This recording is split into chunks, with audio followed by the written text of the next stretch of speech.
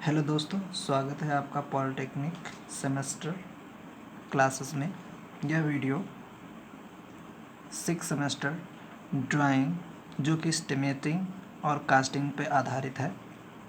इसका पहला चैप्टर, जैसा कि हम जानते हैं कि एस्टिमेटिंग और कास्टिंग वाले ड्राइंग में आपको केवल चित्र बनाकर ही नंबर नहीं बल्कि कुछ क्वेश्चन भी पूछता है और उस क्वेश्चन का अच्छे से आंसर देकर नंबर प्राप्त किए जाते हैं।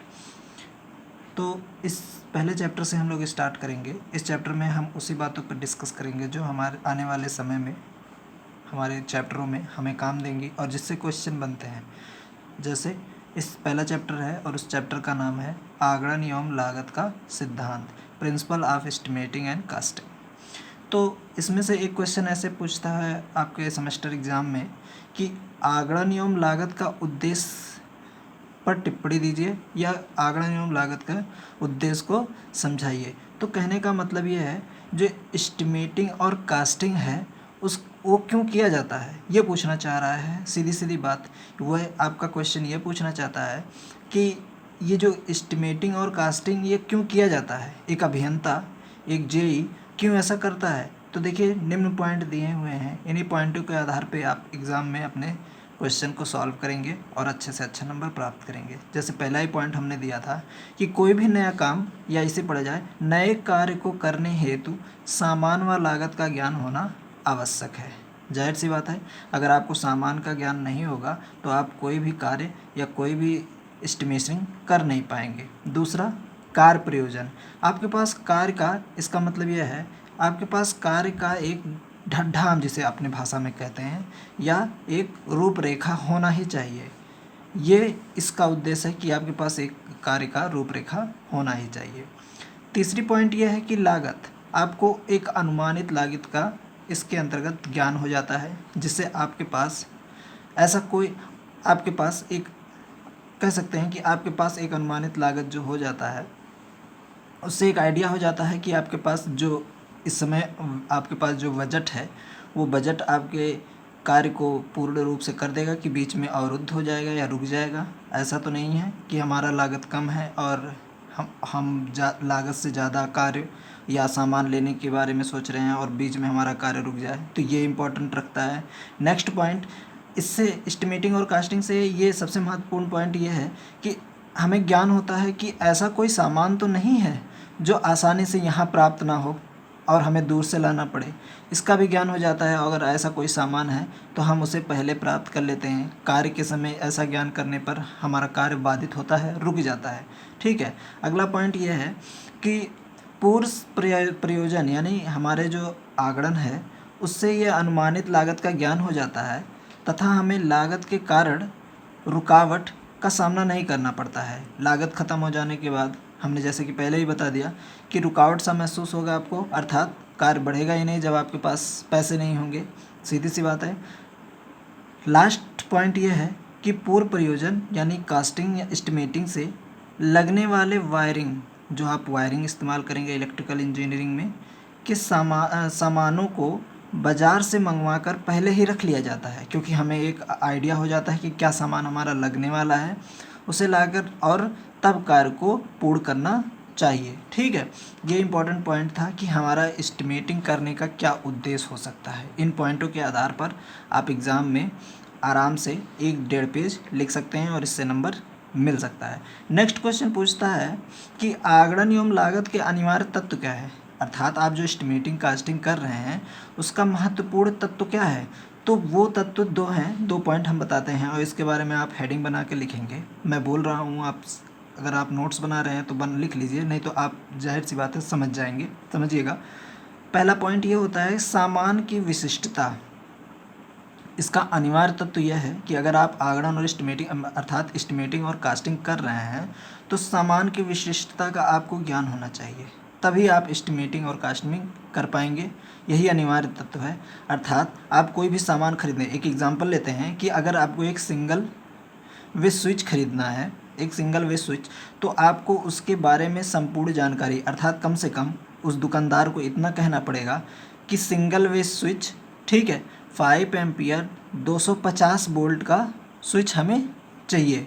ठीक है, जिससे वो आसानी से समझ जाएगा आप किसके बारे में बात करेंगे, तथा उसकी गुणवत्ता भी आपको पता होना चाहिए। देखिए, विशिष्टता का मतलब उसकी गुणवत्ता भी आपको पता होनी चाहिए, अर्थात वो कितना पे काम करेगा, कैसे काम करेगा, पूरी तरह से आपको क्योंकि सिंगल वे स्विच ही केवल नहीं, मार्केट में कई सारे तरह के स्विच अवेलेबल हैं, कई कंपनियों के अवेलेबल हैं, उसकी गुणवत्ता क्या है, ये आपकी जानकारी आपको एक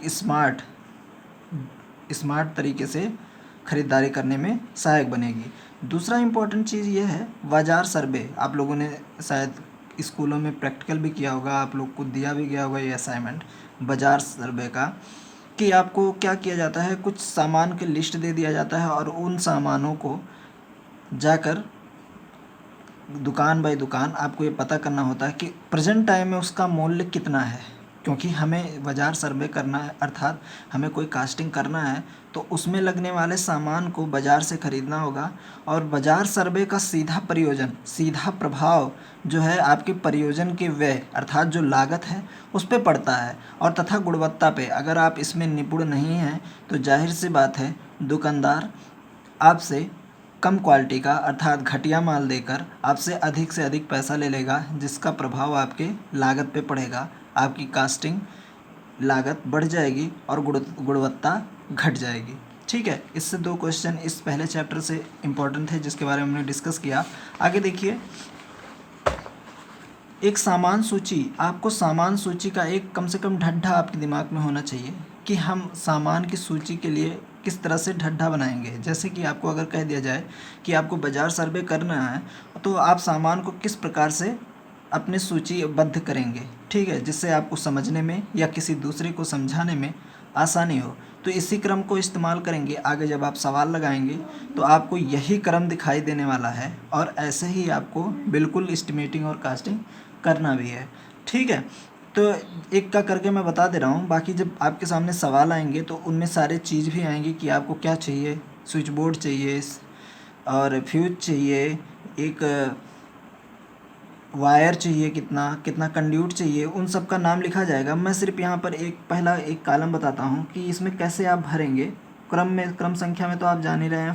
फर्स्ट, जब ये हम फर्स्ट लिख रहे हैं तो फर्स्ट लिखेंगे सामान का पूर्ण विवरण। देखिए, इस पॉइंट को बहुत इंपॉर्टेंस से लीजिएगा। आप जब इसमें कोई चीज़ भरेंगे, जैसे अभी हमने बताया कि आपको मान लीजिए एक सिंगल वे स्विच खरीदना है, तो आपको कम से कम इतनी जानकारी से देनी होगी कि आप खरीद रहे हैं सिंगल वे स्विच, और वो 5 एम्पियर का है और 230, या थोड़ा सा बढ़ा के लिखते हैं 250 वोल्ट पर कार्य करता है। ठीक है, इतना कम से कम जानकारी आपको लिखना ही लिखना है। आगे उसका आकार, तो स्विच का तो कोई आकार नहीं, इंचेस के रूप में ऐसा कोई नहीं कि उसका आकार आप डिफाइन करें। होता है, रोटरी स्विच भी होता है, लेकिन आप सिंगल वे स्विच की बात कर रहे हैं तो आकार पे आप डाट करेंगे। मात्रा, आपको कितनी स्विच चाहिए, आप ये डिपेंड करेगा जो आपने एस्टिमेटिंग कास्टिंग किया है, उसमें आपको पता चलेगा कि कितने स्विच की आपको ज़रूरत है। तो स्विच के हिसाब से हमने जो ऐसा एक एग्जांपल ले लिया है कि मान लीजिए आपको 10 स्विच की ज़रूरत, तो मात्रा में आपको लिखना होगा 10। दर में लिखना होगा कि एक स्विच का कितना दाम है। मार्केट जो आपने बाज़ार सर्वे किया था तो उसमें एक स्विच का मूल्य आपको ज्ञात हो गया है, तो वहाँ से आपको मिल रहा है। हमने एक एग्जांपल ले लिया है कि 10 रुपये पर पीस।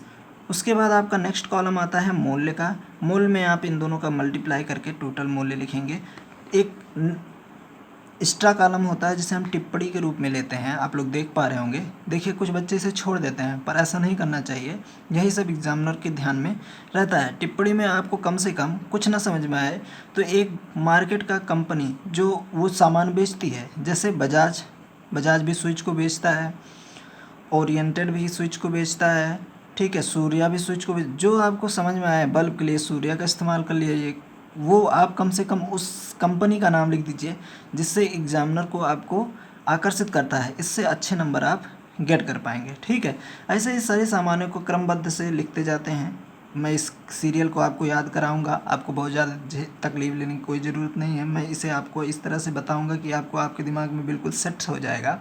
ठीक है, और लास्ट में, चूँकि आप खुद तो आप एक जीए के पद पे हैं, आप खुद तो उस कास्टिंग को और उस एस्टिमेटिंग को करेंगे नहीं, तो उसके लिए आपको श्रमिक लगाना होगा और श्रमिक को जितने दिन का काम होगा उस हिसाब से उसे पैसे देने होंगे। ठीक है, तो उसे भी हम कम से कम लास्ट पॉइंट में बता देते हैं कि ये श्रमिक है। श्रमिक में आकार में कुछ नहीं डॉट होता है, मात्रा कहने का कोई मतलब नहीं है। हाँ, उसके कितने मूल्य हुए हैं ये आपको 3 दिन का काम कर रहा है तो श्रमिक का मूल्य होता है क्षेत्र वाइज अलग अलग होता है। कहीं पर 100 रुपये प्रतिदिन, अब तो ज़माना दूसरा है, 200 रुपये प्रतिदिन या उससे भी ज़्यादा। जैसे कुशल श्रमिक है तो उसका 500 रुपया। तो एक नॉर्मली ले लिया जाता है कि मान लिया कि एक दिन का 500 रुपया और आपने जो कॉस्टिंग कराया है वो कम से कम 2 दिन कराया है तो वो 1000 रुपये हो जाएंगे। ठीक है, तो इसमें ऐड कर दिया जाता है। फिर आकस्मिक व्यय, देखिए ये दोनों पॉइंट इंपॉर्टेंट है, मैं इसके बारे में थोड़ा सा विस्तार में बताऊंगा आप लोग को। आकस्मिक व्यय का क्या अर्थ है? देखिए, जब कोई हमारा जिस पे हम काम कर रहे हैं उसमें कोई किसी कारणवश कोई चीज़ बढ़ानी हो अचानक, या कोई चीज़ टूट फूट गया हो तो वो खर्च हमारे में अचानक बढ़ जाता है। ठीक है, अचानक बढ़ने के कारण उस खर्च को आपको इस वे में कम से कम जोड़े रखना है कि अगर ये अचानक का कास्ट बढ़ जाए तो आपको अपने जेब से पैसे लगाने की ज़रूरत नहीं है। एक्चुअली देखिए, मैं आपको इसी वक्त बता देना चाह रहा हूँ कि ये दोनों पॉइंट एग्जामिनर के नज़र में गड़ा ही रहता है। आप इस दोनों पॉइंटों में से एक भी पॉइंट गायब करेंगे तो एग्जामिनर आपका नंबर ज़रूर काट देगा। ठीक है, जब आप सवाल लगाएंगे तो इन दोनों पॉइंटों को तो अवश्य ही रखिएगा। ठीक है, आकस्मिक कारण के बारे में थोड़ा सा हम डिटेल में जानेंगे। यहाँ आकस्मिक कारण के बारे में हमने लिखा है, उसके बारे में देखिए।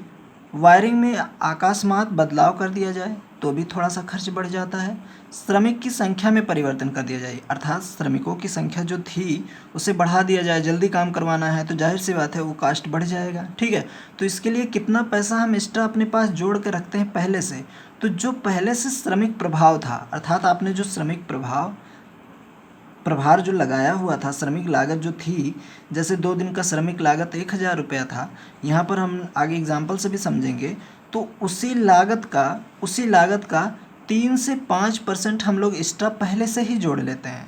ठीक है, एस्टिमेटिंग करते ही 3 से 5% पहले से ही जोड़ लेते हैं जो हमारा श्रमिक लागत था। ठीक है, 3 से 5% जोड़ने पर वो आकस्मिक व्यय में आ जाता है। जैसे अगर हमें पूर्ण गणना अर्थात जो हमने एस्टिमेटिंग कास्टिंग की है उसका अगर हमें पूर्ण रूप से गणना करना हो तो जो सामान के मूल्य आते हैं, फ्यूज, वायर, बोर्ड और जो भी कंड्यूट वायर, जो भी लगा हो सामान, टेप, क्लिप, जो भी लगा हो, सारे सामानों का अगर योगफल 500 रुपये है, एक एग्जाम्पल तरीके से सोचते हैं। ठीक है, और फिर श्रमिक प्रभार जिसके बारे में मैं बताना चाहता हूँ, श्रमिक प्रभाव मान लीजिए हमारा जो श्रमिक था वो 1 दिन काम किया और 500 रुपये उसके बनते हैं, तो आकस्मिक प्रभार क्या होगा?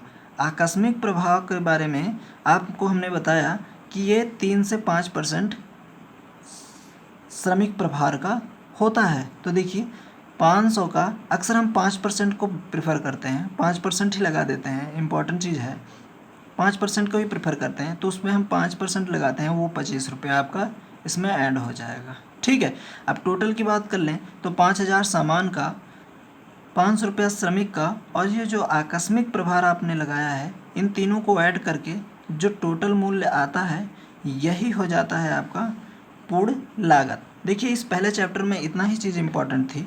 आगे मैं दूसरे चैप्टर से जितना भी इम्पोर्टेंट लिखने लायक और समझने लायक कॉन्सेप्ट होंगे मैं आपको बताऊंगा। इस वीडियो को पूरा देखिएगा। Thank you so much.